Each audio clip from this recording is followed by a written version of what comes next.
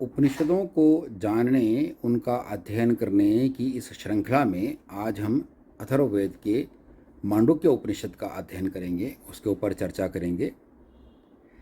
इस उपनिषद के दूसरे श्लोक में लिखा है, सर्वम एतद् ब्रह्म अयमात्मा ब्रह्म सोयमात्मा चतुष्पाद। अर्थात सब कुछ ब्रह्म है, यह आत्मा भी ब्रह्म है और यह आत्मा चतुष्पाद अपने आप को चार स्वरूपों में प्रकट करता है, चार अवस्थाओं में प्रकट करता है।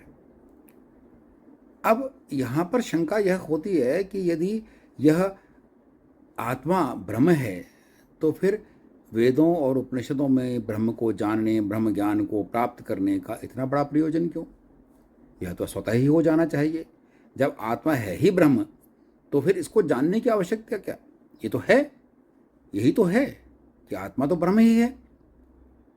इस शंका के समाधान के लिए जब हमने वेदांत के अन्य ग्रंथों को पढ़ा, उनका अध्ययन किया, तो हमें आचार्य माधवाचार्य जी द्वारा रचित एक ग्रंथ पंचदशी मिला, जिसमें इस शंका के समाधान का हमें एक सूत्र मिला।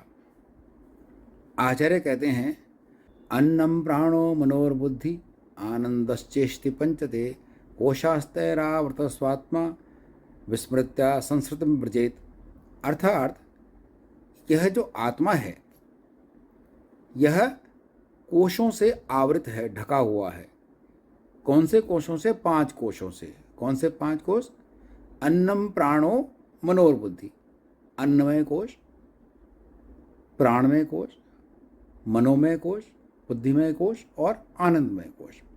इन 5 कोशों से आवरण से ढका हुआ यह आत्मा अपने आप को विस्मृत कर लेता है, भूल जाता है, अपने वास्तविक स्वरूप को भूल जाता है और अपने आप को इसी जन्म मरण के बंधन में बंधा हुआ महसूस करता है। अपनी वास्तविक स्वरूप को भूलकर वह सांसारिक स्वरूप में रम जाता है। अब प्रश्न यह है कि जब आत्मा ही ब्रह्म है और वह इतना ज्ञानप्रद है, ज्ञानमय है, तो वह अपना स्वरूप कैसे भूल जाता है? इसके लिए हम एक उदाहरण से समझने की कोशिश करते हैं कि जिस तरह से हम कोई नाटक देखने जाते हैं, कोई फिल्म देखने जाते हैं, तो जब हम देखने जाते हैं तो हमें पता होता है कि जो हम देखने जा रहे हैं वह सिर्फ एक कहानी है, वास्तविकता नहीं है, आभासी है।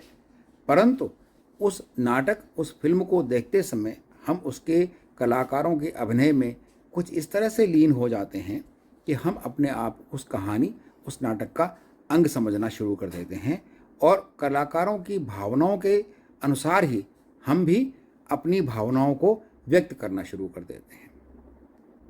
हम कलाकारों के दुख में दुखी होते हैं और कलाकारों के सुखी होने पे खुश होते हैं। अर्थात उस समय हम यह अपना स्वरूप भूल जाते हैं कि यह जो हम देख रहे हैं यह वास्तविकता नहीं है, आभासी है, यह सिर्फ नाटक है। इसी तरह से यह आत्मा भी अपना वास्तविक स्वरूप भूलकर उन कोशों में ऐसा रम जाता है कि अपने आप को वही समझने लगता है। अब इस जो बंधन है, इस बंधन से मुक्त कैसे हो, इसके विषय में हम उपनिषद पे आगे चर्चा करेंगे। ओम शांति।